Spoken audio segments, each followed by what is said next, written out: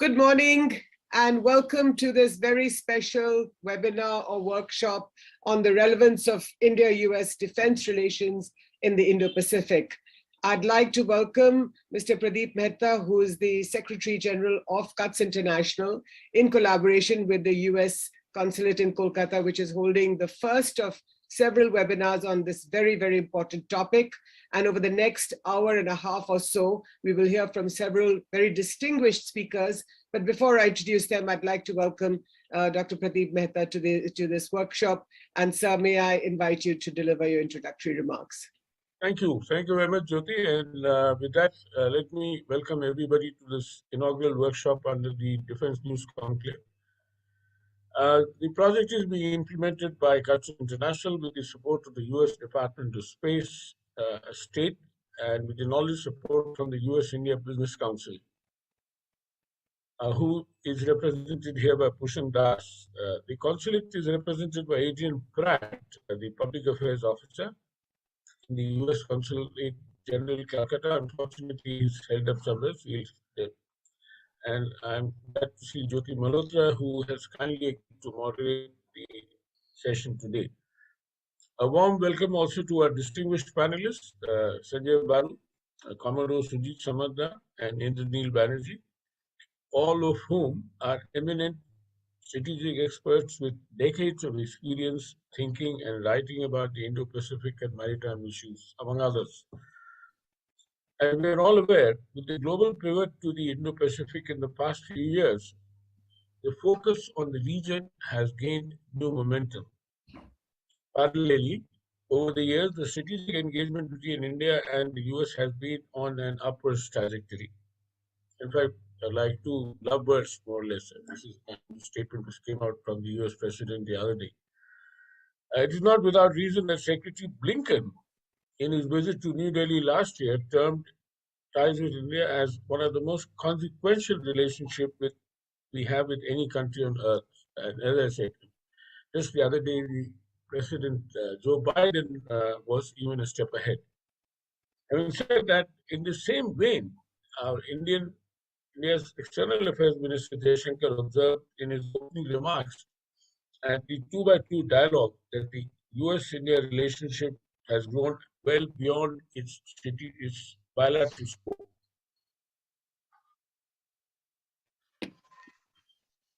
The two sides are navigating closer cooperation on a range of issues, and the defense relationship is no exception. The nuclear deal, with which Sanjay Baru was closely involved as when he was the media advisor to Dr. Manmohan Singh at that time. India's designation as a major defense partner of the US and strategic convergence in the Indo-Pacific region have taken the defense relationship to new heights.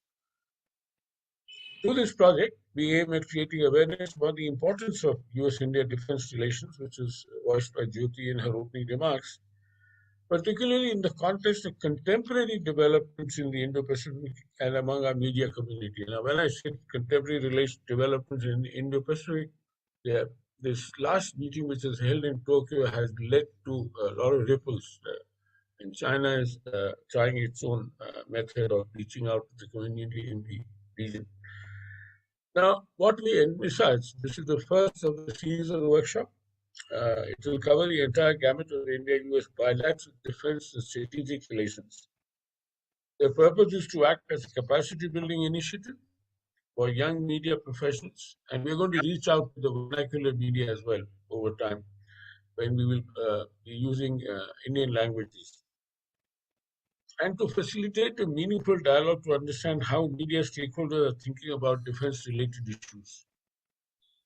The participants today are primarily media professionals from diverse backgrounds. As Jyoti was announced, we have about 77 registered participants. Now, give and take 25, so we expect at least 50 to be there inside the hall, the virtual hall. Our objective is to ensure that participants have a more better informed view of important defense and strategic matters after attending these sessions, and realize that India-US relationship can be a pillar of stability in an increasingly unsteady and uncertain world, which, as we all know, is now witnessed by the ongoing, never-ending Russia-Ukraine conflict. Just to conclude, I once again welcome everybody in this inaugural workshop and thank the State Department and the Calcutta Consulate and USIBC for their continuous support. And most importantly, I'm very happy to welcome our distinguished set of panelists, and particularly Sanjay Baru, who is also on the board of our Washington DC Center. Looking forward to a productive session, and thank you, Jyoti. Over to you. Thank you so much, Mr. Mehta. I think your opening remarks, your welcome remarks have sort of set the stage for this very interesting webinar. I'm a journalist, have been one for several years, and it's wonderful that a lot of my fellow colleagues are here in a virtual hall, if you like, listening to all these very distinguished panelists. But before I welcome the speakers, I'd like to welcome Mr. Pushan Das, who's the India head aerospace and defense of the US-India Business Council, to deliver his remarks. Thank you so much, Jyoti. A pleasure to be here. It's a pleasure to be partnering with CUTS and, of course, the US Consulate in Kolkata on this capacity building initiative. I am not going to pontificate on US-India defense relations too much. I'm looking forward to listening to the panel and reading the outcomes later on. But the whole idea why we did this with CUTS was to promote a meaningful conversation on the US-India defense relationship, and of course, create more informed opinions in the media and beyond it through this initiative. And I know there are a series of workshops through which we plan to achieve that. And I look forward to listening to the deliberations today and the follow-on conference, which is supposed to happen sometime in November. But on behalf of USIBC, welcome to everyone. And I look forward to a fruitful engagement and hope you all participate through the series in the year. Thanks, Jyoti, and over to you. Look forward to the discussions. Thanks so much, Prashant. I believe Mr. Adrian Pratt, who is the director of the American Center and the Public Affairs Officer of the US Consulate in Kolkata, isn't here yet. He's running a couple of minutes late. So we will start without further ado. But at the risk of promoting myself, may I just say that I've just interviewed Atul Keshav, who's the president of the USIBC, the US India Business Council. So those of you who want to watch the interview on the Prince YouTube channel, please go ahead and do so. It'll also help me promote this interview. So that would be wonderful. But let me introduce very briefly the three very distinguished panelists that we have here today.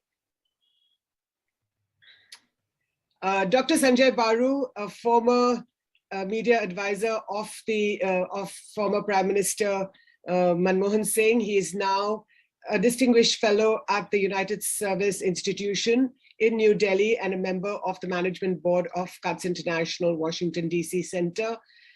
Commodore Sujit Samadar, founding member, Society for Aerospace, Maritime and Defense Studies, and former principal director, Naval Plans, and Indraneel Banerjee, a well-known analyst, foreign policy and national security issues. So to come back to the topic of our workshop today, and this is a defense news conclave, if you like, an inaugural workshop on stories of the US-India partnership. The stories in their defense part of the stories of the US-India defense partnership. And like Mr. Pradeep Mehta said, this is a really good moment for us to discuss what's going on in the India-US relationship and why the defense element of it, the defense partnership, is so significant and basically underlies or underpins the India-US relationship. We've just come off the Quad Summit, only the second in-person Quad Summit in Tokyo just a couple of days ago. Prime Minister Modi attended this with the President of the US, Joe Biden, as well as the Prime Ministers of Australia and Japan. And like we all know, President Biden was very fulsome in his comments, not just to the Quad, and he described it as a force of good, but also very, very warm and welcoming of Prime Minister Modi and how India as a fellow democracy can play a role, a stabilizing role in the Indo-Pacific. These last 22 years, actually these last 24 years since the nuclear tests took place in 1998 under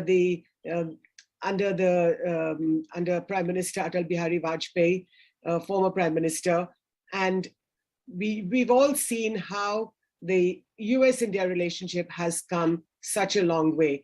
At the time, after 1998, sanctions kicked in. The Americans imposed severe sanctions on India, but only 2 years later, then US President Bill Clinton came on a visit to India, and the two countries haven't looked back.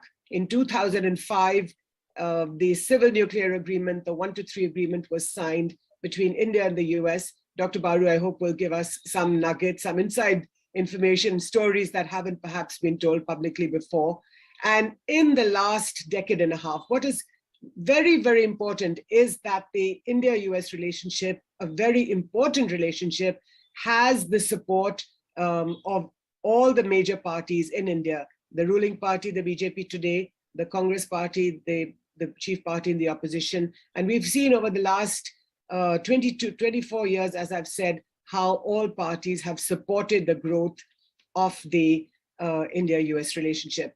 So to come to you, Dr. Sanjay Baru, if you can give us an understanding of the importance of the Indo-Pacific. Why are we talking of the Indo-Pacific?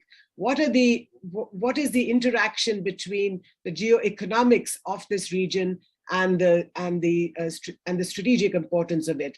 So give us a sense of what's going on and why the Quad and the Indo-Pacific Economic Forum that's just been set up, how that is linked to all these issues. Dr. Baru. Thank you very much, Jyoti. Thank you, Pradeep, for inviting me. If you don't mind, let me spend a few minutes speaking about the defense relationship before I focus on the current context of the Indo-Pacific.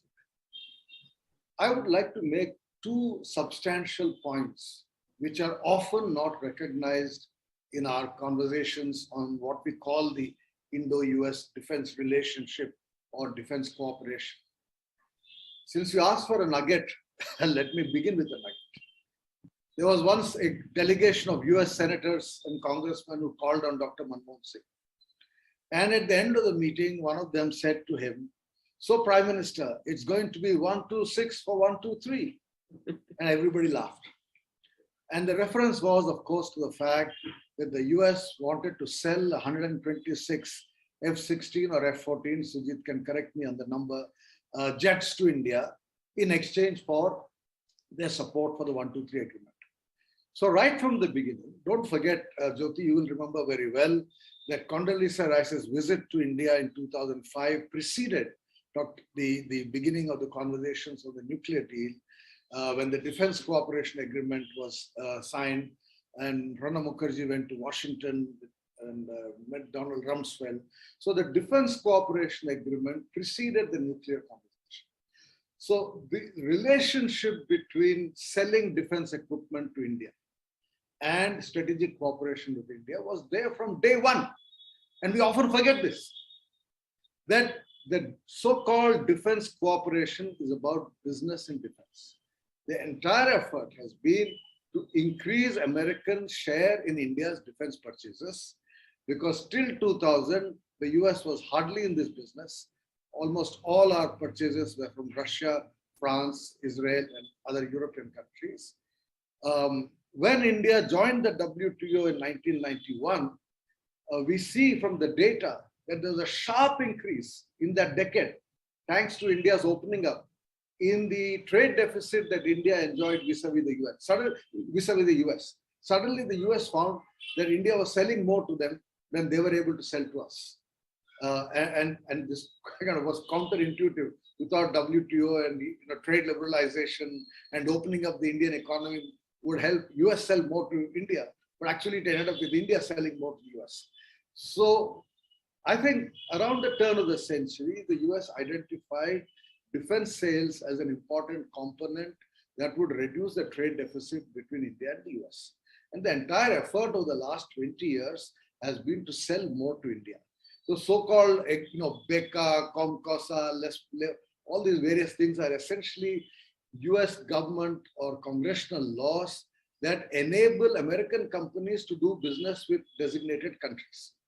Because the entire business is in the private sector, right? Whether it's Boeing or Lockheed Martin or Pratt Whitney, unlike in the case of Russia or the Soviet Union, the defense sector is in the private sector, but the private sector cannot do business with countries unless government gives them permission. So all these various agreements are received. So let me make the first point I'm making is this is a business relationship. It is a business relationship that is in the garb of a strategic partnership. I think it's very, very important for Indians to understand, because right now we are under pressure to buy less from Russia, buy more from the US. They're all in the same business, France or Sweden or Israel, and we want to also be in the same business. That brings me to the second point, which is that the government of India has fundamentally changed its defense equipment manufacturing acquisitions policy by enunciating the Atmanirbharta Make in India program. If you see the speeches of Defense Minister Rajnath Singh when he was in Washington recently, or Prime Minister Narendra Modi's recent speeches, what are they saying? They're asking American companies to come and manufacture in India. I'm right now sitting in Hyderabad, which is a good example of a place where, in fact, American companies are manufacturing in India. Lockheed Martin has a base here, Boeing has a base here. So there's some manufacturing going on. But what we seek is more American investment in building India's domestic manufacturing capability so that we become a major defense producer.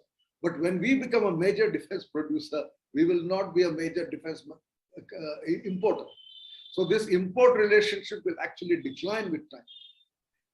So I think these are the two background points I wanted to make, since this whole series is about conveying to the Indian people this nature of this. It's a business relationship.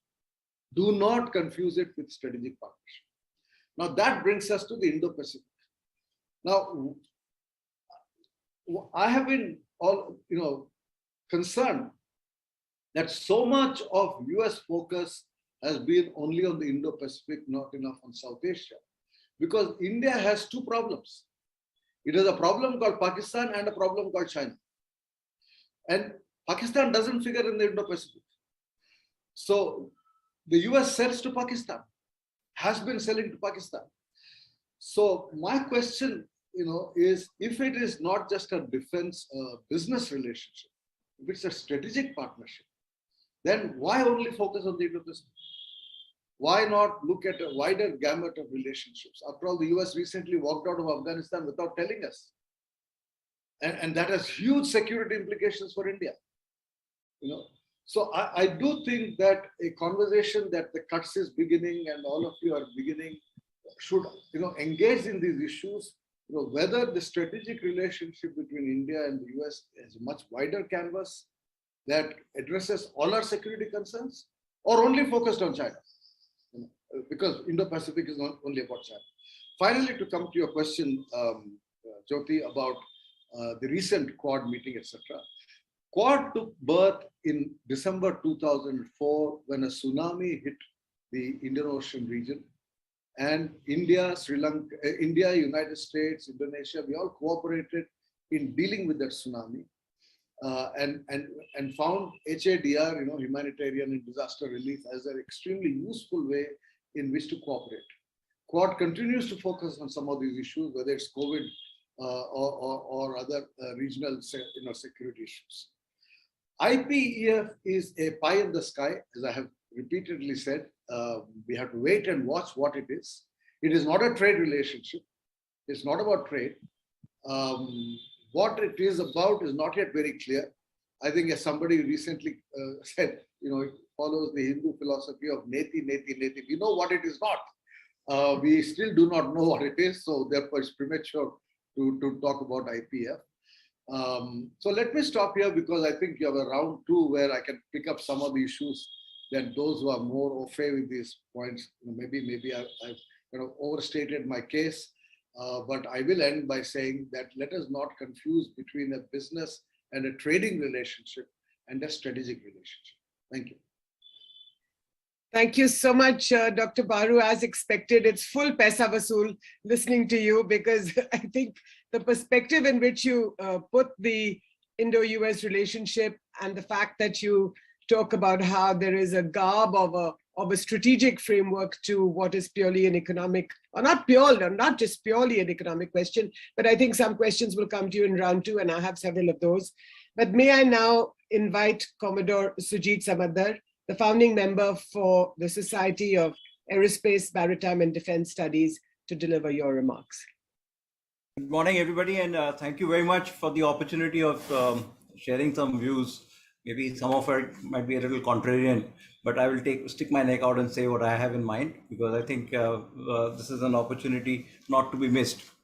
So thank you again for this little presentation. So what I'm going to do is I'm not going to belabor too much on the importance of the Indo-Pacific. That's already embedded in everybody's mind. We know that it is 65% of world GDP, 63% of global population, 50% of global trade, blah, blah, blah, blah, blah. So all that is significantly important as long as everything is freedom of navigation and overflight goes on, access to commodities, markets and minerals are available to all at market driven sort of mechanisms and not, commanded by one country or the other. I think where we need to also see is what's going to happen to this world in another 25 years from now. And there are lots of studies which have been done on it. There's stuff on global warming, climate change and all, which is again familiar to all of you. But there are 2 or 3 things that I want to touch upon. One, the population is going to be about 9 billion people. Our annual consumption of material is going to grow up from 79 gigatons to 167 gigatons by 2060. Energy will cross to 24 gigatons. And these are all scarce resources. So whilst we hope that all this will be market driven and conducted in a gentlemanly sort of way, but hope is never a great strategy as far as geopolitics is concerned. So we need to be prepared mentally for contest, and we hope that there won't be conflict in this whole issue. Now, for many years, the Indian Ocean was actually the soft underbelly of the Chinese. In 1962, whilst the other 2 services might say they were not quite potent, but the Indian Navy was already operating an Indian aircraft carrier. We had 2 huge cruisers, we had several destroyers, and we had a highly reckonable force in the Indian Ocean region in 1962. But today in 2022, the equation has dramatically changed. The Chinese are able to put at least a 2 aircraft carrier group into India, into the Indian Ocean region, 30 to 40 destroyers, several dozens of submarines, at least 7 to 8 nuclear submarines in this very region. And this total force of the Chinese deployments, after allowing for their strategies of anti-access and anti-denial to protect the Pacific coast, is not equal to what the Quad can put. The Quad is significantly weaker to just a fraction of the Indian of the PLA Navy in 2026. That's 4 years from now. So this is extremely significant. So of course, they also have huge capacities in building ships. I mean, they can make some numbers are phenomenal. They made 12 nuclear submarines in 15 years. They make 6 destroyers a year. We made 6 destroyers in 20 years, maybe. So these are numbers that that should alert us to how the geopolitics of this region are changing. Add to that the huge amount. Yesterday I was in a space conference as a subject that I follow intimately. The Chinese capabilities in space is no longer near peer. They're far ahead of the US in terms of certain capabilities, particularly in position navigation and timing systems, in terms of being able to disrupt space-based ISR and all of that.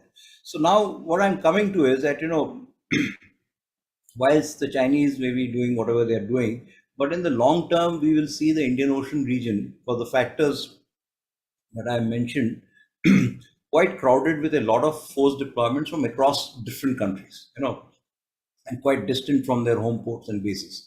So in the next, in this section, I want to put together 1 or 2 ideas and then carry forward these ideas into the next opportunity that we get.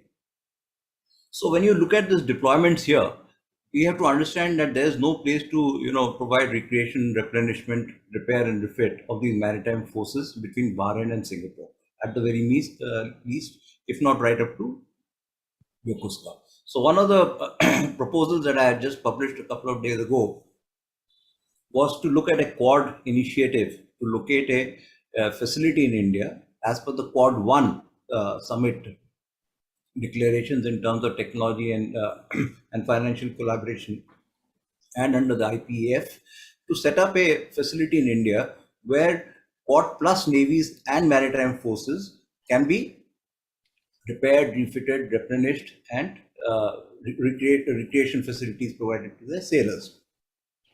This is a long-term investment. You know, when the chips come down, there are going to be ships which will be damaged. There will be people who will die. There will be requirements of replenishment of fuel, munitions, etc. And at that time, when that is happening, it's too late to start thinking of all these things. So there's the first recommendation that I have, that for Indo defense cooperation, such a facility should be begin to be thought of. It's not going to be easy to make. Locating it on the Arabian seaboard, Western seaboard would be the best option. We have a shipyard there, it needs to be ramped up, and that can be done. But in my view, such a facility is going to be required so that an aircraft carrier can be docked there for repairs, replenishment, and all those other things I spoke about. The second part of the story on Indo defense relations is, as Dr. Sanjay Baru very correctly pointed out, it's a lot depending on only businesses. So, you know, in the last few years, we've done a lot of business with the United States. And as you mentioned, when in my job as the principal director naval plans, I did the first FMS with the US for the old amphibian ship called the USS Trenton, which has done some great service for us. 2006, and they said that we'll not be able to sail her for more than 5 years. We are now sailed her for 16, and she's doing good. So that was the first deal which was done under the foreign military sales route. And since then, we have seen a flood of, let's say, acquisitions: the Pachets, the Chinook, the C-17, the C-130, the P-8Is. From there, the M777 howitzer, which is doing some great service in Ukraine. So there has been a lot of this. But finally, where we'll have to go to is a much larger agenda, and not just about ectopic sales and sort of ephemeral collaboration to make something here and there, but a larger game. So in that larger game, two areas that seem to be missed out, and I'm going to stick my neck to say out, is, you know, just like what's happened in Australia, where there's been a clear shift from conventional submarines to nuclear submarines, including dumping the French for the deal, which did not sort of gain too much favor with the French after they had sunk $80 billion into the project, and they actually collaborated on a nuclear program in Australia. Our nuclear submarine program is still very much hinged on Russian and Indian sort of designs, but everybody knows the US nuclear submarine capability is very good, and this is something that we should explore. I'm talking about SSNs, not ballistic missile and all those nasty stuff. So that's one. The second area is clearly the aircraft carrier. Nobody's got more experience in building aircraft carriers than the US have got. We have just built our first one. It has taken us 18 years to make that. 18 years to make that. The Chinese make an aircraft carrier every 5 or 6 years. So we have lots of headspace to grow together in this in the business of making aircraft carriers. And certainly, if if the Indian role in the Indo-Pacific has to continue, then these two elements of maritime forces is a given: nuclear submarines and aircraft carriers, together with the aircraft that fly on it, the helicopters that fly on it, and all this meshed up together with the space-based systems, on which some agreement has now been done. There's also a very positive sign on the IPAF, and that I don't think we should miss that point. And this is exactly what the Chinese had done earlier, that they have now offered hundreds of scholarships for Indian students to go to the US and learn from them. If you follow the kind of technical papers which I read today on various technical subjects, it's very difficult to find a single paper which doesn't have a Chinese in it. And I'm talking about very nice papers on artificial intelligence, on blockchain, on material, you name it. They're all coming from US universities. But there's a Chinese name attached to it, maybe two. We also have some Indian people who are very good on issues on communications, on satellite configurations, on warship building and material on the other side. But so therefore, the overall, I just want to rest my case here with the last 2 minutes. First and foremost is this defense technical collaboration. Defense collaboration cannot be just limited to doing, Malabar exercises once every year, and we think that we'll become interoperable and we'll have bonhomie and all of that. It doesn't take you very much. far. I've done these exercises. We wave at each other, do a couple of routine exercises, do some complex exercises, but it's only up to a certain level. But real collaboration comes in hardware exchanges, and that's where both sides of the nation must share hardware. Indian stuff must go into US ships.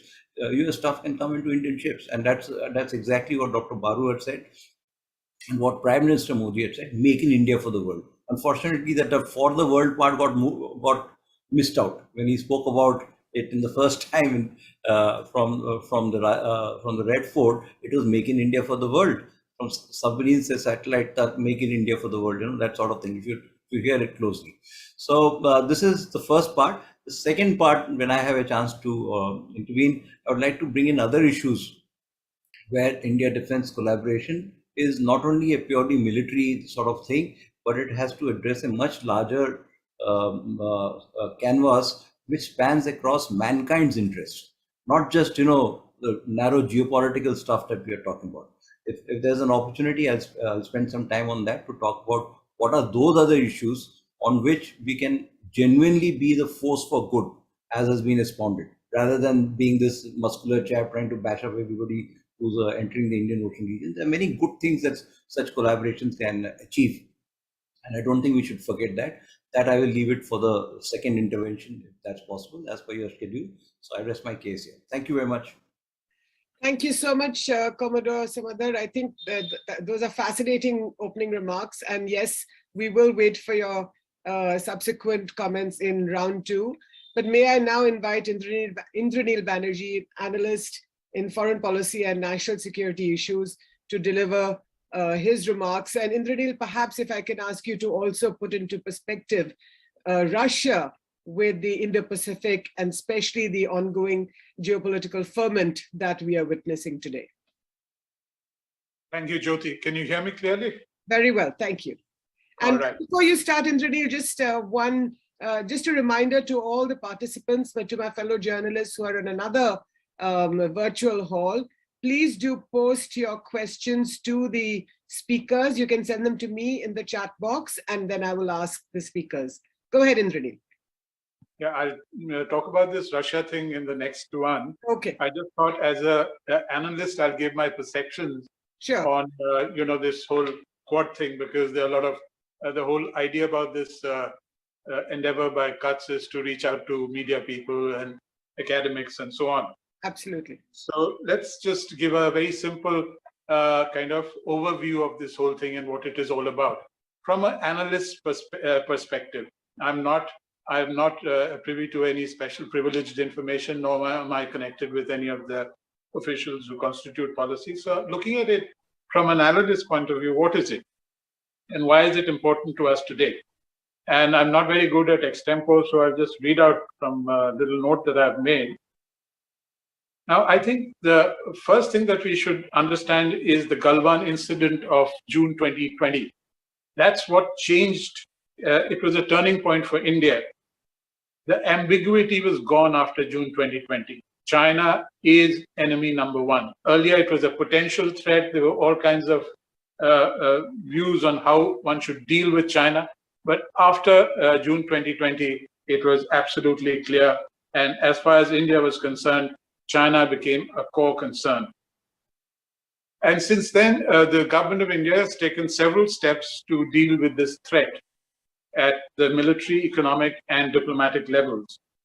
The renewed engagement with Quad and its increased importance has to be seen in this perspective. India earlier was somewhat ambiguous about the Quad because of the ambiguity in its relationship with China. That was the bottom thing. They didn't know how to balance this thing. Today, there is no need to balance it. Now, but as far as the kind of inputs that I get, there is still residual skepticism about what the Quad is really about and what its worth is. India does not need membership of another ladies' club where highfalutin ideas of shared democratic values, world peace, or climate change could be discussed. Nor is it frightfully keen on shows to frighten pirates and other terrorists. It is in the Quad principally because of its military problems with China. This is the bottom line, whether it is stated or unstated. Now, India does not realistically expect any of the Quad members to get militarily involved in any future conflict, God forbid, if there is one. Nor does it expect the Quad to become another NATO or a formal military alliance. Yet, if the Quad is to be of some practical worth, it must help India's strategic stance vis-a-vis China, and that too in very practical terms. And as Dr. Sanjay Baru pointed out very clearly, we don't need the Quad for bilateral stuff with the United States, to buy weapons or to transfer technology. That's a bilateral thing. It's been going on since for years, as Dr. Baru mentioned, and it can continue. So what is it that India is looking for in the Quad, from the little sense that I can make of it? And I'll restrict my remarks to the maritime sphere because that's what Kutz wanted me to do. Now, as far as we are concerned, the entry of Chinese forces into the IOR is a game changer, especially their nuclear submarines coming into the IOR. Now, that changes the whole strategic chessboard as far as India is concerned. And the building up of strategic bases, their increasing force levels, et cetera, and as the Commodore mentioned, that's huge, and we are really nowhere. Our Navy is absolutely in no position to counter that threat, and forget about projecting force into the South China Sea or any other place. So I think the current problem of India's maritime security is twofold. The first is the matter of capabilities. We need more ships and technology. Production levels are totally inadequate to meet even our current projected levels. And this is recognized that this is a problem of the long term. Now, India needs help in 3 areas. Purchase of naval weapons, systems, and technologies, which could be done on the bilateral front, no need to come to the Quad. Assistance to boost capacities in the indigenous production of naval systems and transfer of technologies, again, which is, you don't really need a Quad for that. You can do it through bilateral means. And here, as everybody knows, the US has been sensitive to some extent to our needs, and they've given us Boeing's, the P-8Is, long-range maritime patrol aircraft. We're getting Seahawk, we're getting the Lockheed Martin Seahawk anti-submarine helicopters and so on. But we don't really need the Quad for all of these. We can get it directly from the US. So what do we really need? We need practical help, say like, if there is hostilities with China, will we get practical help to track, target, and destroy Chinese weapons platforms, air assets, and bases? That, in my view, is where the real utility of the Quad could come in. And it is practical, it is possible. And this is something which the Chinese fear. They don't fear highfalutin talk. They are not bothered. But when like in this Tokyo summit, the Americans came up with this idea about, they said that let's have a Indo-Pacific partnership for maritime domain awareness. Now that was a practical thing. And yesterday, or day before yesterday, the Chinese government said, okay, we're going to stop, fishing in the North IOR. So you can see that there was a direct response to some practical measure announced by the Quad. Now that is the kind of stuff that we really need. I don't know how many minutes I've spoken, but I think that unless we can get practical stuff, practical mechanisms into this Quad thing, it's going to be of limited value. And frankly, in India, while of course, there's some diplomatic value also in having such a formation, from the strategic point of view, it's going to be of low-level importance. Thank you. Thank you, Indranil. Fascinating remarks, with one exception, that your usage of the phrase ladies club, which I completely disagree with, because first of all, it's not just sexist, it's also pejorative. So I'm going to ask my apologies. I'm glad you're making a public apology, because let's say that some of the strongest people in India have been women and continue and are women today, including your wonderful moderator, may I ask, but let's move on to from here. I'm also happy to welcome Adrian Pratt. He's joined us. Adrian is the director of the American Center and the Public Affairs Officer of the US Consulate in Kolkata. Adrian, could you put on your video, please? Okay. Sandra, is Adrian here? I was just informed on my chat box that he's here. He's not. All right. So when he does join, I'll introduce him again. Dr. Baru, can I come back to you and perhaps ask you to expound on some of your earlier remarks? But really, I would like you to talk a little bit about what's happening with the Russian invasion of Ukraine 3 months on, and how do you think that interacts with this conception of the Indo-Pacific and India's participation in the Quad? You know, you mentioned earlier about India's dependence on Russian defense and ammunition, about 60–65% or so today. So this diversification that India is attempting, buying defense equipment from the US, and today I believe India buys about $3.2 billion worth of defense arms and equipment. So can you talk to us a little bit about that, and perhaps your other remarks?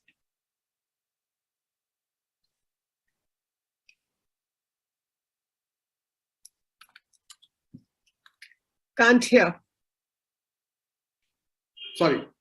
I think the real issue today, first of all, let me say that I enjoyed listening to both my co-panelists and share with them many of their perspectives.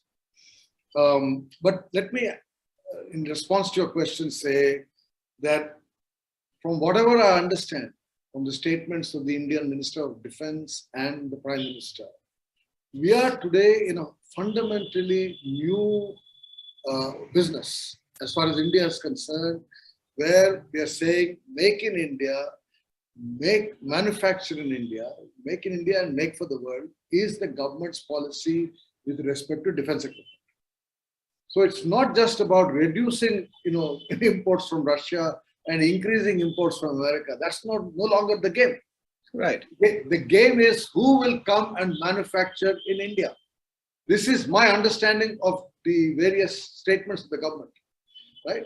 Now, if that's the new game in town, who is willing to play that game with India? Who is willing to manufacture in India for the Indian market, but also for the international market? It changes the game. It changes the game fundamentally. Because as long as we were in a market where we were simply importing, then the competition was between exporters. So from, as I mentioned, if you look at the numbers, from 2000 onwards, and particularly after the 2005 India-US Defense Cooperation Agreement, there was a sharp increase in sales of defense equipment from the United States to India, and a decline in the purchases from Russia. So, you look at the world market, I mean, it can be any commodity. It can be soap, it can be toothpaste. There are two manufacturers, there's Russia, there's US. They're competing. India is one of the major buyers. I think for many years, we're the number one buyers. Right now, we're probably again a number one buyer, but we're at the top of the pile of the consumers, right? Along with Saudi Arabia and a couple of others. So here we are, the buyers, and these two are the sellers, and they're fighting with each other to sell more to us. And we are under pressure to buy less from Russia. So since you asked about Ukraine, Ukraine has nothing to do with India. This is a European geopolitical struggle going on. But the Ukraine war has been used to impose sanctions that affect India, because the effort is to use the Ukraine war and generate anti-Russian sentiment so that there is greater willingness in India to buy from Western countries and less from Russia. And Russia's capacity to sell also is going down as a consequence of the war. So in other words, Russia will be less and less important as a supplier, and America hopes to be more and more important. Now that game could have gone on if we were in the old paradigm, right? If we are still the importers, the net importers, and are looking at who can supply. There's France, there's Israel, etc.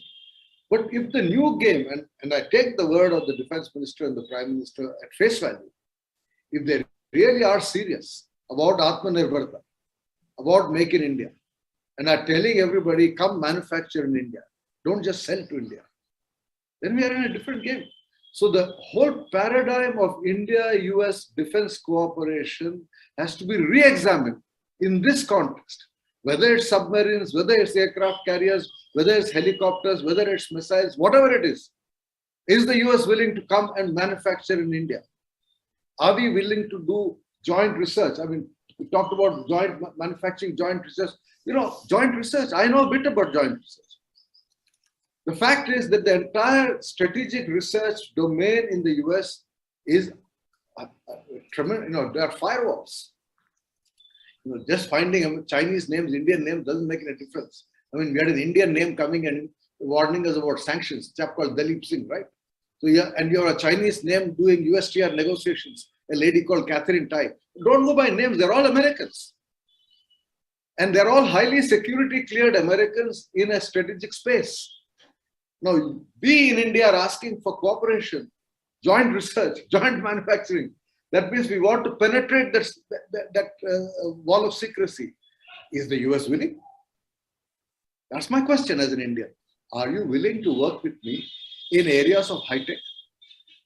We started talking about high tech cooperation in 2000 when President Clinton came here, right?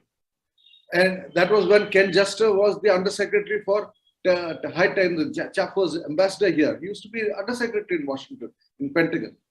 I've attended meetings with him in Washington as a journalist in those days. So we've been talking about high tech. Now, how much real joint research is going on? Are we doing it? If we are doing it, it's very good. How many technologies has the United States transferred to India in the last 20 years? Has anybody got a list? I'm asking. I've tried to do my net research sitting in Hyderabad to see. I don't have any data in the public domain. So if somebody has data, let me know. So what is this cooperation? Can I interrupt you, Dr. Baru? I think when India becomes a major defense partner of the US, perhaps, I mean, at least in theory, India does get access to dual-use technologies. And so I'm not sure what are No. So Jyoti, my question is, what are those technologies that we have already got access to? Right. I want an answer to that. From any journalist, any researcher, Indian, American, answer that question. Yeah, it's a good question. Yeah. Commodore Samadar, would you like to take on Dr. Baru's question? And, and if you could, just a few minutes of your second round. Yeah, just a few minutes. But before that, I just want to say one very important point which Mr. Banerjee brought out about the purpose of the squad. My sense in this whole thing about collaboration, you need to go back and see what was said in the Quad Summit 1. There's a whole session devoted to critical technologies, and a way forward was clearly charted in terms of, there'll be a Quad statement of principles, there'll be technical standards contact groups, there'll be semiconductor, in which India has already moved forward, 5G deployments and how that will be handled, etc. But in business, since after my job in the Navy, I spent several years running companies, so I understand business a bit. But there is no business case at the moment to make 3 submarines or 2 guns and all of that. Where you need to do proper businesses, as Dr. Baru also mentioned, is that we must have the scale, scope, and size. Only then there's a business case for investments into India. And there's a business case for transfer of technology. And there are substantial technologies which we in India have, which we can also transfer to other people, particularly on space-related issues and some of that. So the first principle of the Quad is that if it has to give any economic slant to it, as I mentioned to you, one was the creation of this joint infrastructure, which is derived from the Quad 1 meeting of a shipping facility which does all those 4 Rs, as I call it. And the second is also commonalities that we need. For example, minesweepers.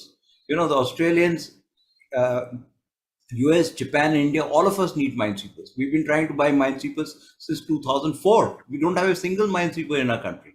But suppose the four countries get together and make a business case for making a shared co-production on co-design and co-development of minesweepers And that's not some 10 minesweepers, that's 60 minesweepers on a perpetual basis. You've got a business case for transferring hell of a lot of good technologies into India, whether it's remotely operated underwater vessels, side scan sonars, all of that. It's a very scientific thing.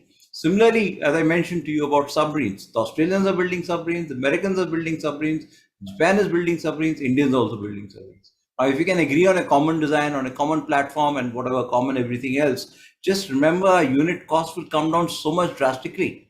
You're not all inventing the wheel.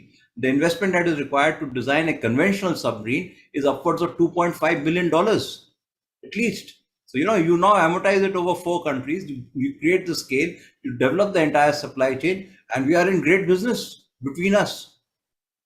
So, so the Quad cannot be looked at in a narrow sort of, let's do exercises together, let's wave our hats at each other, raise flags. That's all very good. But if you have to do proper business in Quad, then scale, scope, and size has to be brought in, where there are commonalities in thought process in terms of what we've done together. I've given you 2 projects. The Minesweeper is a great project. The submarine development plan, which is common to all the 3 countries, or 4 countries, is a good project. And I may also stick my neck out and say there's a hell of a lot we can do in space, including and we saw some great done work which has already been collaborated between the 2 countries on space on space collaboration, and we are a recognizable space force. We have great technologies in space, and we have some of the smartest startups in space today. That's also part of overall defense collaboration, because it percolates onto benefits which is larger than the defense ecosystem. Space is no longer a defense thing. It can impact commodities trading. It can impact insurance. It can impact freight. It can impact the entire global energy structure by using space technologies. That is a strength that Quad can bring in. All this sort of stuff that we are doing is, very minor, but demand aggregation, pipeline production models, long-term supply chains, shared development costs, these are the things that we need to work on, where we can aggregate the total businesses of these 4 countries, and let's see who can stop us. We have got strengths. Everybody's got strength. Let's bring it all together. So my last point here is that apart from being this, sort of military sort of thing, the Quad has also a huge amount of role in addressing these challenges that is ahead of mankind today. Climate change, global warming, IW fishing. We got there's no fish left in the South China Sea. We cannot have oysters in Goa anymore because that's polluted. Almost 78,000 tons of Indian tuna is caught illegally. Our sea reefs have gone, our seagrass is gone, the ocean's acidification is taking place. These are the sort of things that the Quad should raise and push it to the G20 in the next summit next year, where the Quad should say, look, we are the Quad and we believe that our role is much larger than, fending off the Chinese or some the Russians or something. Our role is to save mankind. Yeah. And that is coming from the oceans today. That's the maritime sphere of it. In every negotiation that we have on climate change, there's one party which is missing. And that one party is the oceans. Let Quad be the oceans petitioner to mankind. This is a project that SAMDIS is doing, and I'd really love to involve more people on this. We are drafting a petition on behalf of the oceans to mankind. Right. Stop exploiting us. Stop exploiting the oceans. Be careful with it, because you are seeing the damage that you have created by upsetting ocean streams. So I think the Quad is not just a narrow military sort of security construct. It can be a very, very useful force to save mankind, not just some Chinese and Russians and all that. I would like to see a vision of Quad which is along these lines. I'd be very happy to work on those sort of issues. Sorry if I've been a little passionate on this. No, I think that's great. We all need passion. So, it's not just... Sorry for that, but I'm extremely passionate about oceans and how it is impacting us. And I truly believe from the bottom of my heart that the Quad can make that change. There's no other stronger configuration in the world than the Quad. It's a close thing. We don't want to make it Quad plus 100 and all that. Forget it. Let's just be the Quad and let's work on this. We can do these things. We can be the maintainer of peace. Minesweepers are good. Tomorrow, if our ships are bottled up, who's going to trade with us? There's Right. no minerals. All our hydrocarbons are stuck, and in 3 months, in 3 days, we'll be like Sri Lanka. No fuel, no food grain, no fertilizer, all port shut. So let's try and do these things, and this is what the role of the Quad should be, and this is all there in the Quad 1 summit. Right. Right. And so No, those thank you for your passion, Commodore. I think it's wonderful to hear these remarks of the Quad, not just as a force for good, but as a force for global good, I think. But may I welcome Adrian Pratt. We've missed you, Adrian. Adrian, as you all know, is the director of the American Center, as well as public affairs officer at the US Consulate in Kolkata, and very much responsible for putting this particular webinar, as well as a series of workshops on the India-US Defense Partnership, the Defense Conclave together. Adrian, would you like to say a few words? Well, first of all, I'd like to apologize profusely for being late. It's been a series of unfortunate events here. My son is joining us here in Kolkata for the first time, and we had a little difficulty at the airport. So immensely sorry that I'm late. Thank you all for being here. I don't know, Jyoti, if this is when you want me to make my remarks, or please do. Yes, go ahead. Okay, yeah. Brilliant. Well, as I said, I'm really delighted to be here this morning. I'm so sorry. Yeah. It is an honor for me to speak to all of you this morning as we initiate the series of virtual sessions of one of our key grants projects, titled, as you know, Defense News Conclave, Stories of US-India Defense Partnership. And really, what a great time to tell the key stories of the US-India relationship. This year is indeed a momentous year for the US's relationship with the nation of India, and in fact with the city of Kolkata.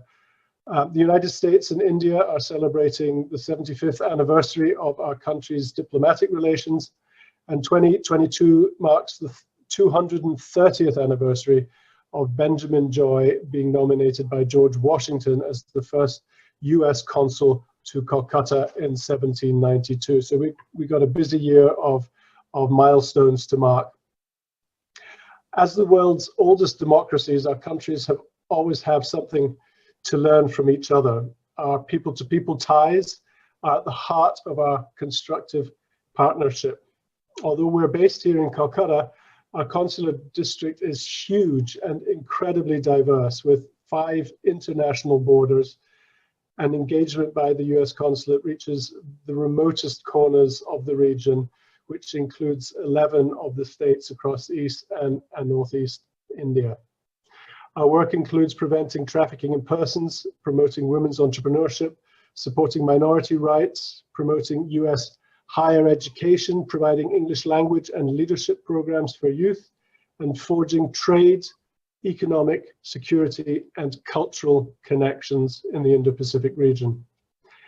The Indo-Pacific region is crucial to US foreign policy objectives.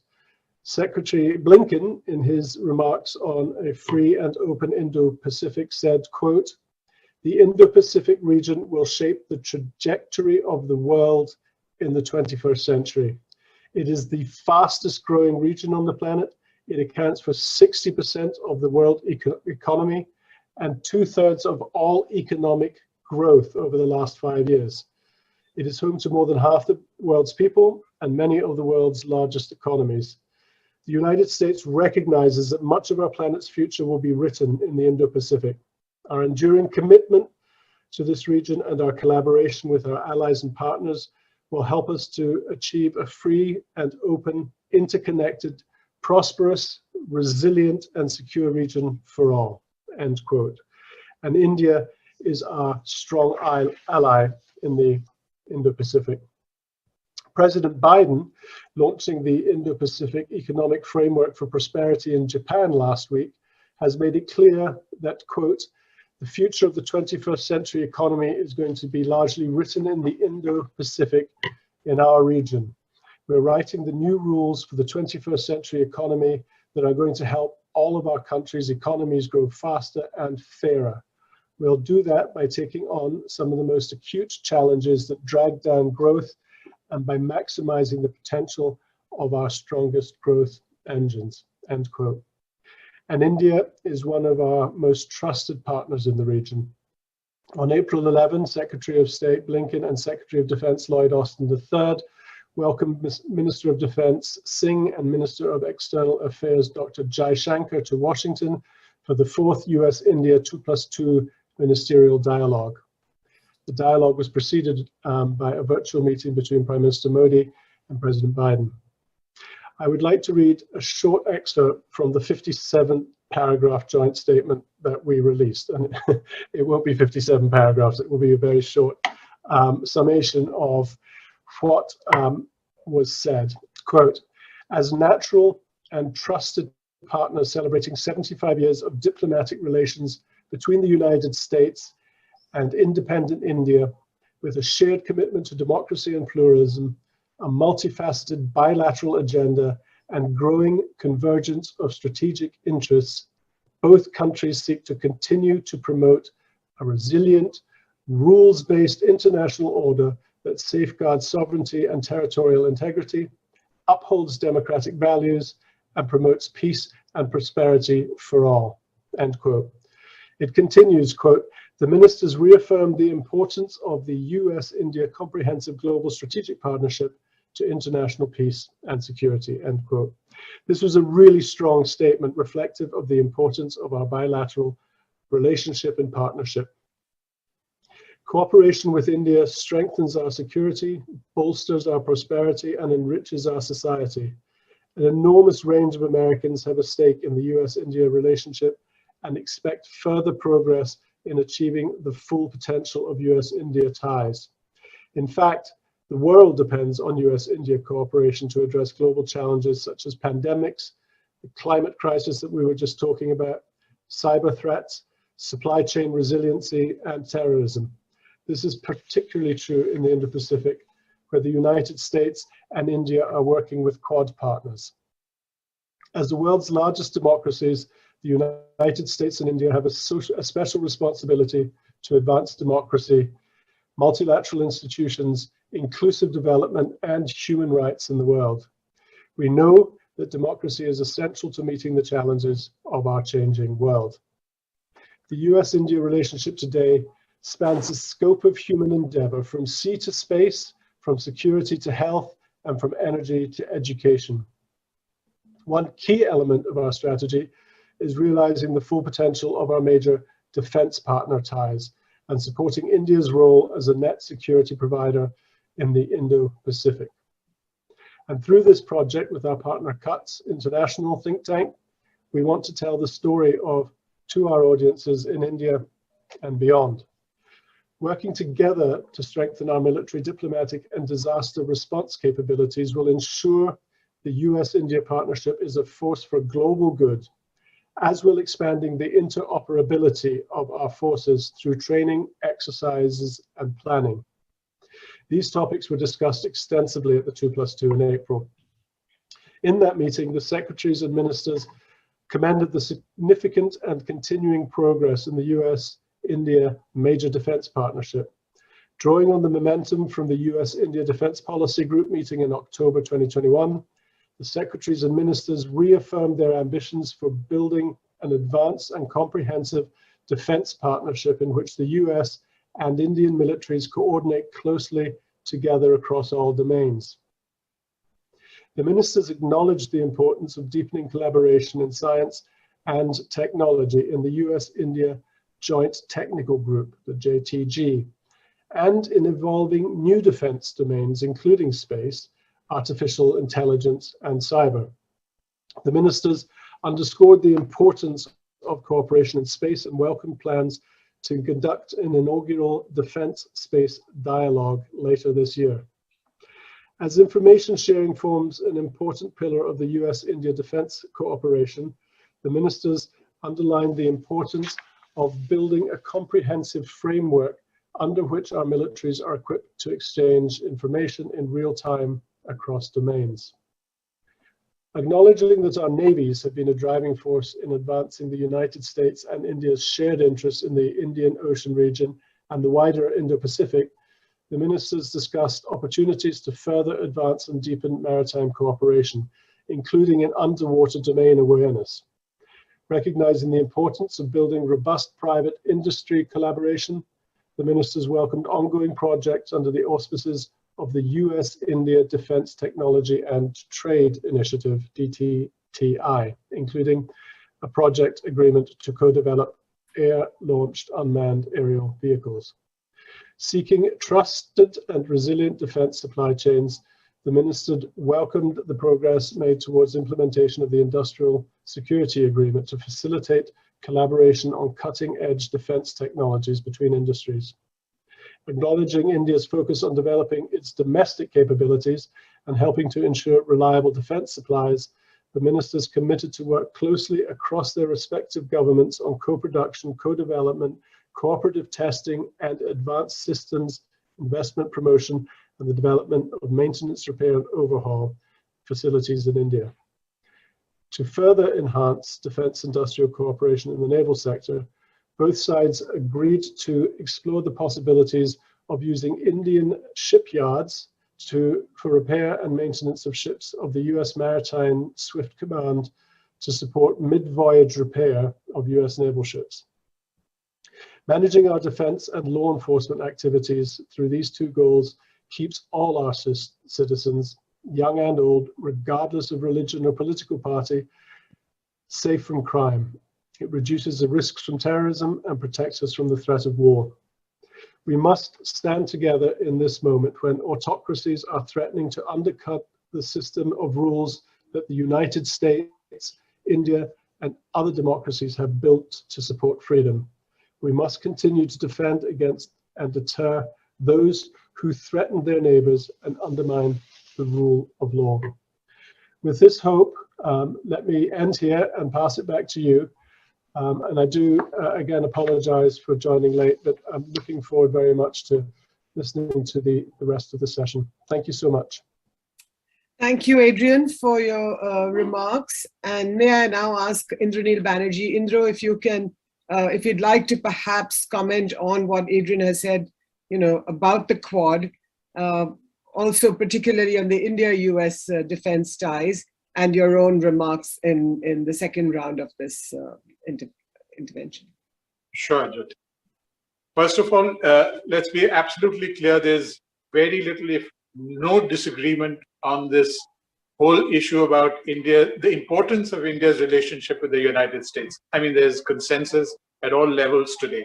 There is no issue with that per se. Having said that, there, however, is a degree of strategic misalignment between the United States and other Quad partners. Our view of Asian security clearly differs from theirs on many counts. More fundamentally, perhaps, is our status quoist worldview, which frowns on any attempt to radically alter the balance of power in the continent. The destruction of Iraq, Syria by Western powers was not endorsed by India. Neither has the policy shifts in Afghanistan. The Western powers' reliance on rogue partners such as Pakistan and Turkey is another area of worry. It continues to be an area of worry. The decision by the United States to prime the Ukrainian leadership to take up a hardline position against Russia and openly try to alter the status quo by attempting to include Ukraine in NATO has not been welcomed. The resultant war by Russia has proven to be disastrous for India in practical terms, not to speak of in diplomatic terms. We've been pushed into a position which we didn't want to take, and it doesn't help us. On China, too, there is a degree of ambiguity and a continued economic dependence of a very large order, of a very fundamental order, I might add. The main and perhaps the only area of agreement is China, that it is a threat to Asian and perhaps the global order. So this is the bigger picture, and we cannot run away from it, much as we'd love to. This relationship with the United States is very important, very desirable. We have people-to-people ties, and there's no way that we're going to go back on it. It's terribly important for us as well, and we'd like to take it forward. And the Quad is a great idea, I think. And especially if we can do practical things with it, some of the stuff which the gentleman from the US consulate suggested. And I think on India's part, we need to be much more open. We hold back too much, on whether opening up our ports and this and that. We have such a lot of reservations on this front. But coming back to the Quad, so we should not miss out the larger picture and this problem of disagreements that we continue to have. And perhaps that at one level does, pull back this whole initiative. So at some level within the Indian leadership, there is a degree of skepticism. I'm not aware of what level it is because I'm not privy to these matters. So if it is not going to produce very practical results, the leadership will not expend too much energy on it. For India, it will remain a diplomatic asset of some but limited value as long as its military potential remains unfulfilled. And also, of course, the economic aspect of this military thing. As the Commodore said, we need production facilities and great ideas. Let's manufacture together. I mean, his idea of joint production of minesweepers and submarines is just fantastic, I think. And on the other hand, as long as it doesn't have practical value, China too is not going to be impressed. And as far as India is concerned, the Quad will not be a deterrent, as continued events have proved. However, if the moment some practical suggestions are made, like the one made in this Tokyo summit when they talked about, interdicting dark ships and illegal fishing in the Indian Ocean region, immediately there was a Chinese response. As I mentioned earlier, day before yesterday, the government in China said we are going to, stop this fishing in the North Indian Ocean. Just a few more seconds, please, Indranil. Okay. So China is aware that the Quad has the potential to become a future threat, and that is why it keeps slamming it at every opportunity. And the question, of course, is, will that potential get actualized? And of course, we'd all like it to happen. Thank you. Thank you. Thank you so much, Indranil. I have a few questions in my chat box.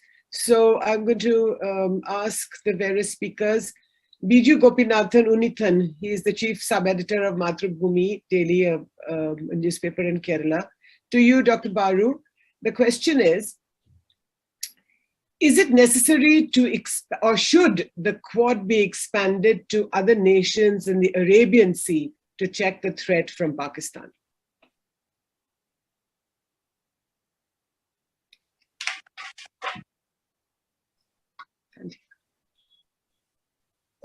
If India cannot solve the Pakistan problem on its own, I mean, we have no right to exist as a nation.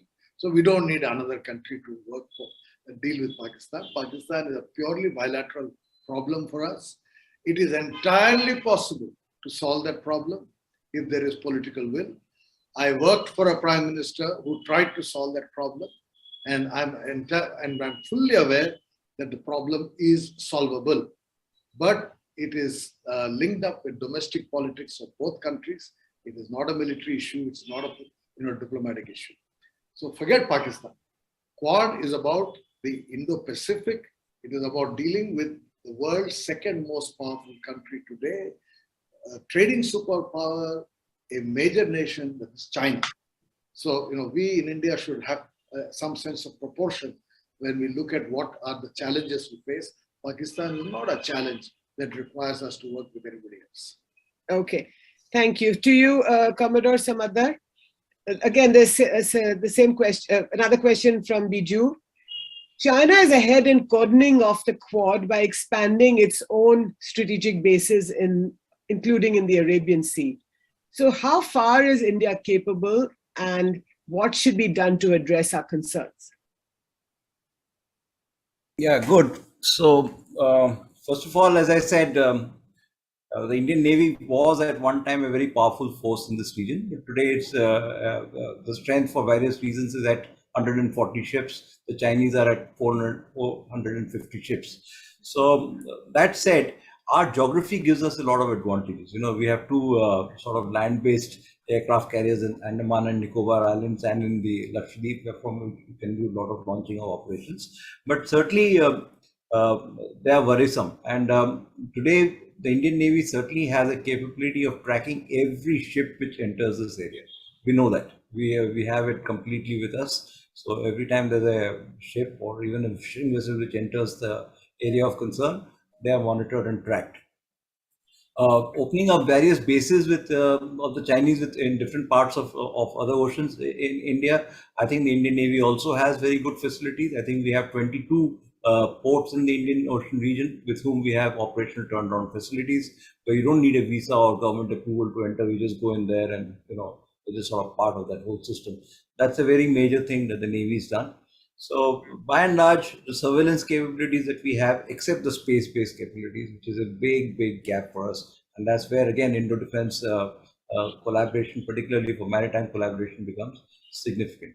So I think that we have a good enough position today, but by 2047, when India becomes the second largest economy in the world, and we still flow around the way that we are going around, then we have a huge challenge on our hand in 15 years from now. Okay, another question to you, Commodore Samadar. This is from Arjun Iyer. He's a journalism student. What is the likelihood of China entering the Indian Ocean or the Bay of Bengal, particularly? And if that happens, shouldn't India be pursuing denial tactics rather than area dominance? So, as I said, the chances of the Chinese entering the Indian Ocean is already given. They have been here for many years. They have already fished most of us fish from our areas. They are doing deep sea sort of, you know, the 90-degree ridge has been fully explored by the Chinese. They have a complete understanding of the underwater domain awareness, which we don't have as much as the Chinese do. So they've been here much longer than we've been in the, let's say, in the South China Sea. That's one. The second thing is, what should be the reason for them to be here? You have to understand that much of their minerals, materials, food, etc., is transiting this area. So in the old days, we used to have convoys which used to escort our cargoes so that they were not interfered with other let's say, inimical nations. I see, if this, as I mentioned to you, the requirements of materials for our country's growth is not going to be found within our own shores. We have to depend externally for it. And if market forces are allowed to continue, that's the best thing to be. But I'm not sure that market forces will dominate the mechanisms for import of crude, import of copper, import of cobalt, import of nickel, all these new technologies and new materials that are required for a high-tech economy. That's going to come. And I think there will be a contest at sea at who gets it. And there might be a contest at land as to who commands it. 40% of global cobalt is with the Chinese today. So I think materials, minerals, markets are going to be the future areas of conflict, apart from all this other stuff that we're seeing. Remember, all of this has a direct linkage with security. Migration is one of the biggest challenges that we are going to have because of water, because of scarcity of materials and access to markets. We'll be fighting for that. And for 2047 is not so far away, given the pace at which we sort of build capabilities in India. If we don't start now, we're going to be way behind. That's my submission to my friend there. Thank you. Indranil, can I ask you to take this question? It's a little technical, but this is by Ashwani K. Channan. He is the director of Tech 55, which I assume is a technological magazine or website or newspaper. So the question is, a new India-US initiative on critical and emerging technologies was launched by Prime Minister Modi and US President Joe Biden at their recent meeting in Tokyo, in which both sides resolved to expand defense cooperation. Now, will this enable US defense companies, will this help US defense companies to get ITAR, which is the International Traffic in Arms Regulations waivers for technology transfer to India? Sorry, no, I did. Okay, I know that is a bit technical. Would anybody else like to take this, Commodore? Go ahead. I'm not sure that I'm unmuted. Yeah, okay. You are. I think, as I think Dr. Banerjee also mentioned earlier, and Dr. Sanjay Baru certainly did, that one of the ways, the distinct differences between, let's say, the Russian establishment and the US establishment in their structuring of their defense production units is, in one case, it's a state-run unit, and that is what we were for many years. Fortunately, we are now got a hybrid mechanism and efficiencies are creeping in. On the other side, as far as the US is concerned, their entire defense production base is in the private sector. So they are very agile, they're very innovative, and they are building up all the time. But to make sure that their agility and their nimbleness and their, let's say, the intellectual capital is not passed on to other, let us say, not so friendly nations, the ITR regime exists. And that is also a very useful tool to control transfers of platforms and equipment to other countries. In one case in India, a particular provision would not permit a certain airframe manufacturer to sell to India to protect the American business. So, those are sort of things that the ITR can do. I don't know whether we can negotiate something out of that and build it. But as I said, if we are looking at co-design, co-development, co-production of various facilities in the Quad, and the US has done that. For the F-35 is now produced in 8 different countries. In the European Union, the FREM frigate is built in 4 different countries. So there's no case to see how we can work around it if you want to. Okay. To you, Indranil, a question. Jyoti, can I just come in 1 minute? Go ahead. Yeah. I think we should not run away with this. Nobody does technology transfer free, right? The whole intellectual property regime has been put in place precisely to prevent that. I mean, look at the whole issue on COVID vaccine. Even today, I read an article defending the whole IPR thing in COVID vaccine. They're not willing to part with COVID vaccine technology to save human lives. Who is going to part with strategic technologies? So, this illusion that somehow technology transfer will happen, unless you make in India and then we find out how they are making and copy, which is what the Chinese did. I don't see any technology transfer happening unless it is kind of off the shelf, 3rd generation, 4th generation technology. Latest technology will never be available. Indranil, do you have a comment on that? In which case, what is the India-US defense partnership all about? And does this mean that that the US is afraid of Atmanirbharta? Well, I think that every country is right in protecting its intellectual property because, after all, millions and billions are spent into research and development. Right. So there will be a reluctance to part with, cutting-edge technology. And also, there's a question of your defense forces. You would like your forces to have the best technology and give the one a little below the cutting-edge stuff to others. And there is no other way but to become self-sufficient in these technologies. But even incremental, if you get technologies, little things, they go a long way in helping, because see, even in an aircraft, there are thousands of technologies involved, and all of it is not required to be cutting edge. And, and if we get this kind of help, it makes for really fast development. I remember in the 1990s, when late 1990s, the Chinese were buying all kinds of stuff from the United States, and it was not as if the best aircraft engine technology was going to the Chinese Air Force, but they were getting little technologies. Like, I remember they got one thing which helped them to fly planes with greater payloads. Now that changed the strategic equation in Tibet, because now they could fly their aircraft from those high altitude bases with greater payloads, and that changed a lot of things. So, even the incremental technologies that we can gain from this partnership would be of immense help to India. Okay. Sanjay, Dr. Baru can't hear you. Sorry, but that's the question I asked. Give me one example. 20 years, 2005, we signed Defense Cooperation Agreement. Give me some examples of what actually technology has been transferred. Let's not talk about the future. What is being transferred? I think this CUTS program should put on the table, should list out the technologies that we have actually got and say, this is what cooperation is about. And then I would be happy.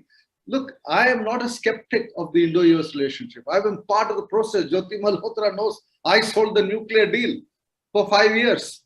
I mean, I've been very, very strong advocate of this relationship. But as an Indian, I want access to technology. And so the question I'm asking is, what are these technologies that we are going to get? What are these technologies that we have got?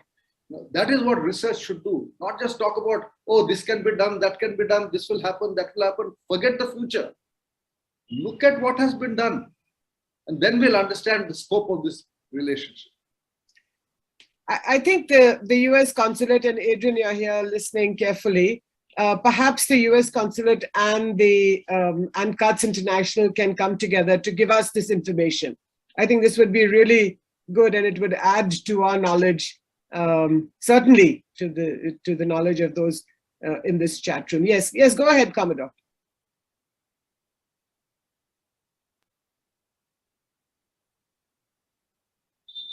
When we talk about technology, we forget the continuum. It starts with science, which is a statement of principles. And from there you move to engineering, from there you move to technology, and then for product. So you cannot get to technology till you have mastered science and engineering. And we have got a long way to go till we get science and engineering in place before we can absorb the technology, and from that technology make the product. Having said that, again, I am not espousing some great cause of US companies in India. There's much more they can do in India, certainly. But some numbers are good. The Boeing has 5,000 engineers in India, and I think that's going wrapped up. Every C-130J that flies in the world has the center wing made in India. Every Apache aircraft that flies in the world has a fuselage which is made in India. Every Chinook that flies in the world has the aft pylon and the ramp made in India. These are not easy stuff to make. They're very complex aerostructures. And I think in the future we'll have a larger number of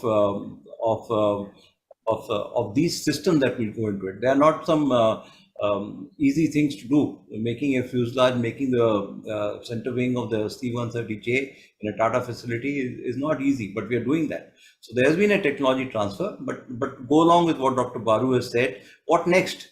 We can't be just making some wings and some pylons and all of that. We need to make the whole platform. And as I said, to make that platform, 3 things are important from a business perspective: size, scope, scale.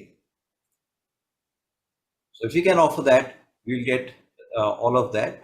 But I think, whilst I agree with a lot of this Atmanirbhar requirement, but as I said, we have to be careful how we calibrate our Atmanirbhar realization campaign. It's not a button that you switch on at 1900 and by 0001 you are Atmanirbhar. So right. In that process, we have to be careful because the way that we are going around is, in my view, not the understanding that our Prime Minister has communicated. This might make us more nirbal than nirbhar, Atmanirbhar. So, you can't now say make 4 washers, you make these 2 nuts, give me the whole material specs. You can't do it like that. So we have to be very careful. How do we actually walk the path of being Atmanirbharta without becoming nirbal in the bargain? So we have to be a little careful on that. Okay, so 2 last questions. One by Mr. Pradeep Mehta, who's the Secretary General of CUTS International, and I'm going to read that out. It was in the open chat box. Should joint ventures not look at exports as a dimension which can matter? It is, of course, subject to strategic clearances. Would anybody like to take that question? Dr. Baru, Indraneel? Dr. Baru? Or Indraneel, one of you? Exports to whom? So should joint ventures not look at exports, I think, to third countries, right? Exactly. As well as to the US. Exactly. And the whole US economic program from Trump to Biden has been about creating jobs in the US. And we expect them to transfer jobs to Indians. So is that a fundamental contradiction? Is that... No, but one second, Dr. Baru, 1 second. India wants to create jobs. The US wants to create jobs. Every country wants to create jobs for its own people. So how does a partnership between India and the US, how can it work for both countries? I think that's the point, isn't it? But that's at the core of Atmanirbharta. Sujit is correct that US wants to sell to India and we want them to manufacture in India. But if US manufactures in India, there are jobs created in India, but jobs lost in the US. But you can do both, can't you? US You can sell and you can manufacture. Transfer of technology with it's like what you did with the Russians earlier, what you're doing with the French now. You take just one pistol. A pistol manufactured in the US creates jobs in the US. A pistol manufactured in India by a US company creates jobs in India. What is the whole problem between China and the US? The fact is that American multinationals transferred jobs out of the US to China and manufactured for the rest of the world market out of China. And that is the jobs crisis in the US, which Donald Trump rode on that. And today President Biden continues to ride on that. They're dedicated to creating jobs in America, which is quite understandable. No, can I just say one thing? Even the statement on the Indo-Pacific Economic Framework says very clearly that this will not hurt jobs in the US. The US is worried about jobs for American workers. We are worried about jobs for Indian workers. So right. What is this? That is precisely the issue I'm raising. No, I think if you don't mind, can I just say this, that when if China is becoming, as Indranil very eloquently described it, as enemy number one for the US, then some of those American industries, both in sensitive and non-sensitive areas, could perhaps be relocated to India. So India must also be open to this diversification and to this relocation. Indranil, you have a point. You have a comment. Yeah, you see, it's very simple. In foreign trade, why do countries do foreign trade? And why does foreign trade increase the overall wealth of countries? That's because if your overall production is increasing, say from 10, you are manufacturing 10 and you're employing 10 people at home. Now you do foreign trade, and instead of making 10 units, you make 20 units. And say the next 20 units are made in another country. Now that doesn't affect the employment in your country. I'm just talking about it in a theoretical framework. Absolutely. Commodore Sujit, you have a comment? Yes, I think to come back to this joint venture thing, it's very important that a joint venture succeeds when there are three basic things met from a business perspective. You must be in a predictable environment. The whole thing should be credible, and whatever laws are there, it must be stable. We can't have a changing law. You change the tax law today, you change some other law tomorrow, you change FDI day after tomorrow. This is not exportable, that is not exportable. I'm not talking about India, about any country in the world. That is the first part. The second part, from a pure business point of view, because you need to do sustainable investments. And to make sustainable investments, the policy environment has to be on these three principles of being predictable, credible, and stable. That's the first point. And as far as what Dr. Banerjee has said and pointed out is very correct. The whole idea is about scale, scope, and size. I mean, if the US is making only 20 F-35s a year, and tomorrow we tell them, look, let's start making 50 F-35s in a year. You give us a FACO here, you do some production there, we do some production here. So this, as Dr. Baru also said, that we need to strike a bargain which is win-win-win. This cannot be a one-sided bargain. Okay, here it is, and now all jobs in US gone. Okay, here it is, all jobs in the Indian side are gone. There will be some balance in that, and I'm sure we can strike that balance in many of the businesses that we want to enter into. Okay, so one quick last question, and then we'll wrap up. This is from Ankit Kumar, who's the editor of Indian Aerospace Defense News. So the question is that even when Imran Khan was the Prime Minister of Pakistan, the US allowed the export of gas turbines for combat ships to Pakistan, as well as hundreds of M113s, MRAP vehicles, small arms, thousands of TOW, ATGMs, etc., etc. Now, the question is, will at least some of this be used against India, and how this will potentially affect India-US cooperation? Anybody wants to take this? Indranil? I mean, the answer is pretty well known. Which is? What's the answer? It's going to be, if at all there is hostilities, they'd use whatever they have, including some of the junk that they got from Afghanistan. And we know that some of the small arms from Afghanistan are showing up in Kashmir. So that has always been a concern. But it's not all junk, surely. I mean, some of the stuff the Americans left behind in Afghanistan was pretty sophisticated weaponry. Yeah, some of it was. But I'm not aware of what state they were in. Okay. Commodore, you have a quick last comment? Yes, I'm saying, frankly, it doesn't matter. As long as the kind of equipment that you have given it to them, there's also a huge amount of technical expertise required to operate that, and a deep understanding of the strategic manner in which you exploit it. So, if they give some pistols here and some other thing, good luck to them. I'm sure. As Dr. Baru very clearly said, if India today thinks that Pakistan is a threat, we are just underselling ourselves. Pakistan is not a threat. If we want to sort them out, we can sort them out in various ways. And the best way would be to solve it politically. If there's a national will, we can do it. If we want to solve it militarily, we can solve it militarily.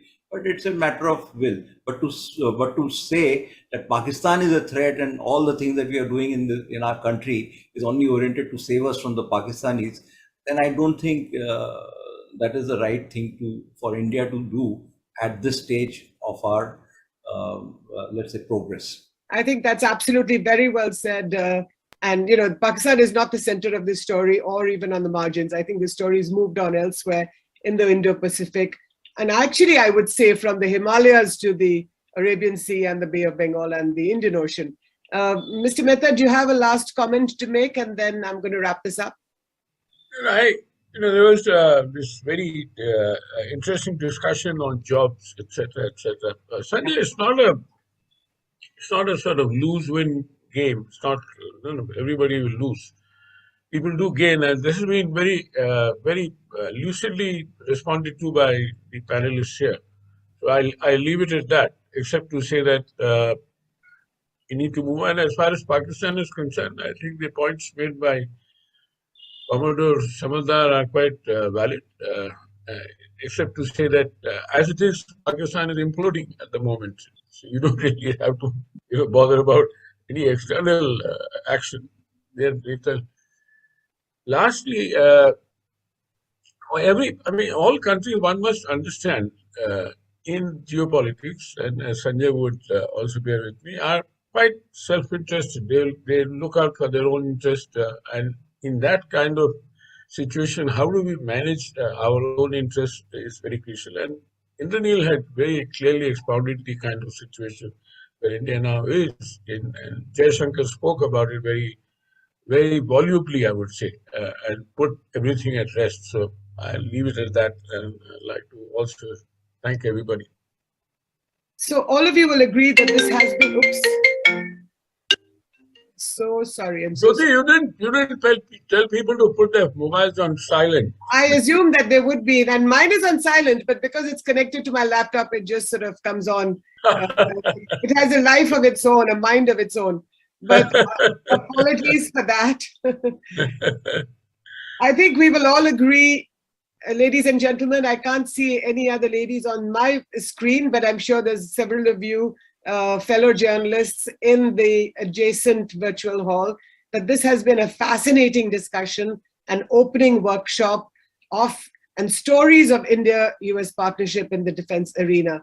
I think it's been wonderful to have all of you here to talk about not just the highs, but also several questions that we all have. And I would like to thank each of you, Dr. Sanjay Baru, Commodore Sujit Samadar, and Indranil Banerjee, for sharing your perspectives. And I think Dr. Baru, who asks all the right questions, or shall we say all the wrong questions, because he's been on both sides of the divide, both as a journalist and also as a media advisor in the heart of the Manmohan Singh government, where he was very much part of taking the partnership forward between India and the US. Commodore Samadar, you've been, again, in your own way, oh my God. Okay. Commodore Samadar, in your own way, you have contributed immensely to the India-US partnership. And Indranil Banerjee, thank you. I don't know what's wrong with these guys. And Indranil Banerjee, to you for your very sharp and perceptive analysis. Adrian, to you, thank you so much for joining, albeit a little bit late. And I'd like to thank both you and CUTS International for this interaction, for this webinar, and for the series of workshops. So this is the first of several, and I hope that all of you in the virtual hall, my fellow journalists, and more will join in the workshops to come. So thank you all, and thank you all for, particularly to all my speakers. Thank you again.